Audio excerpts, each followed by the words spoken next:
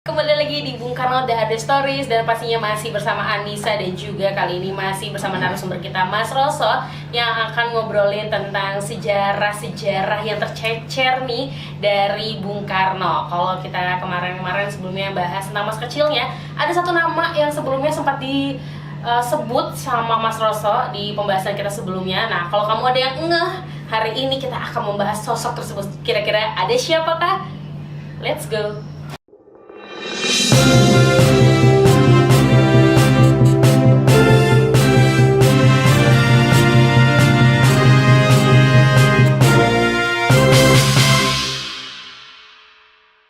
Oke deh sahabat Soekarnois, kalau kamu engeh ya dari video yang sebelumnya, kalau sebelumnya itu Mas Roto sempat sebut satu nama, yaitu ada Sarinah. Iya. Nah, kalau ngomongin tentang masa kecil, itu pasti lekat dengan sosok ini nih, Sarinah, yang menjadi salah satu pengasuh dari Bung Karno. Boleh diceritain nggak sosok Sarinah ini? Iya. Memang tidak banyak yang menceritakan secara spesifik tentang Sarinah itu profilnya seperti apa. Tapi dari penuturan Bung Karno, beliau sangat menjunjung tinggi dan menghargai sosok Sarinah, meskipun tetap dalam konteks bahwa Sarinah dikenal sebagai pembantu pada keluarga Sukeni dan Idayu, kedua orang tua Soekarno. Kita tidak perlu membahas topik-topik di luar itu yang mengatakan bahwa Sarinah itu bukan sosok sembarangan juga sebenarnya dalam konteks keluarga. Jadi ada konteks yang lebih dari sekadar pemahaman Sarinah sebagai seorang pembantu. Nah, tapi marilah kita berangkat dari yang disampaikan oleh Soekarno. Walaupun dia seorang pembantu yang mungkin bantu bersih-bersih rumah, bantu menyiapkan makanan, tetapi Soekarno merasa bahwa Sarinah lah yang banyak memberi pengaruh besar pada dirinya dalam hal cinta terhadap sesama. Artinya kasih sayang itu banyak diajarkan oleh Sarinah.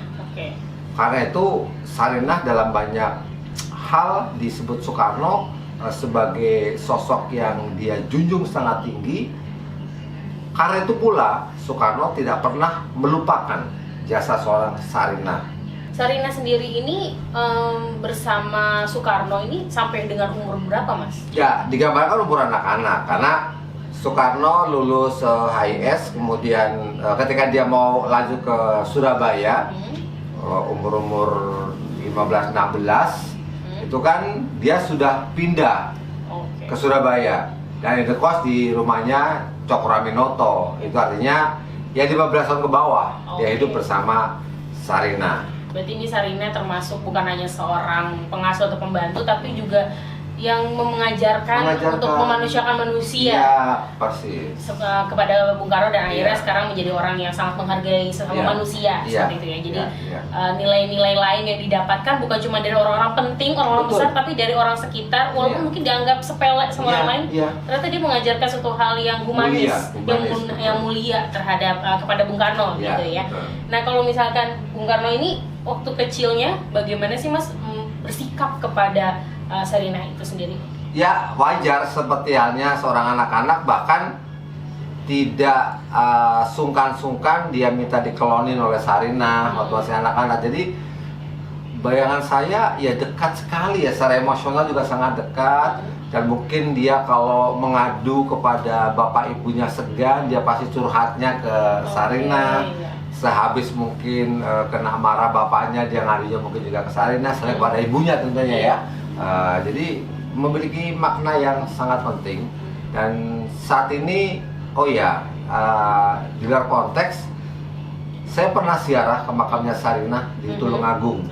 Jadi makam Sarinah cukup terhormat di Tulungagung, dan dia satu komplek makam dengan kakeknya Bung Karno, Hardjodikromo. Jadi tidak jauh lah, hanya jarak berapa belas meter antara makam kakeknya Bung Karno dan makam Sarinah di Tulungagung.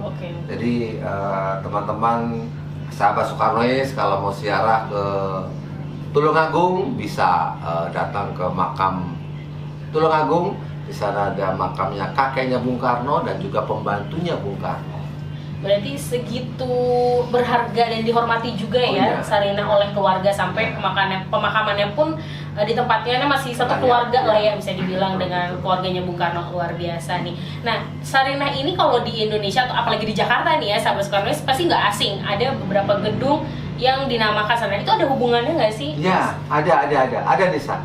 Jadi gedung pertama Sarinah yang sekarang kita kenal di Jalan Muhammad Husni Tamrin, itu adalah gedung atau bisa dikatakan mall, ya, iya. mall pertama di Indonesia. Iya. Ya, itu Sarinah. Oke. Jadi nama itu sengaja diabadikan oleh Soekarno sebagai satu bentuk penghargaan Soekarno kepada Sarinah. Oke. Jadi menurut saya sih sebenarnya walaupun literatur tentang Sarinah barangkali tidak terlalu banyak, tapi dengan penghargaan atau penamaan gedung dengan Sarinah, menurut saya kok Sarinah sesuatu yang sangat spesial. Betul. Paling nggak sosok yang sangat membekas kepada Soekarno.